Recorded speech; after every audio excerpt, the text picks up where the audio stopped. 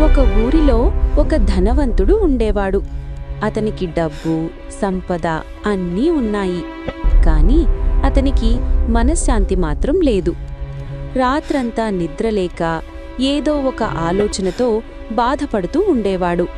ఒకరోజు అతను అడవిలో నడుస్తూ ఉండగా ఒక చెట్టు కింద ఒక పేద కట్టెలు కుట్టేవాడు ఎంతో ప్రశాంతంగా నిద్రపోతున్నాడు. ఆ ధనవంతుడు ఆశ్చర్యపోయి అడిగాడు, "నీ దగ్గర ఏమీ లేకపోయినా ఇంత హాయిగా ఎలా నిద్రపోతున్నావు?" అప్పుడా కట్టెలు కొట్టేవాడు నవ్వుతూ అన్నాడు, "నేను రోజంతా కష్టపడి కొనిచేస్తాను. నా దగ్గర ఉన్నదానితో తృప్తిగా ఉంటాను. రేపటి గురించి భయపడను. దొంగల భయం లేదు. ఎందుకంటే నా దగ్గర దోచుకోవడానికి ఏమీ లేదు."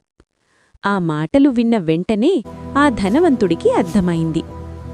ఈ కథలో నీతి, అతిగా ఆశపడకుండా ఉన్నదానితో తృప్తిగా ఉండటమే అసలైన సంపద.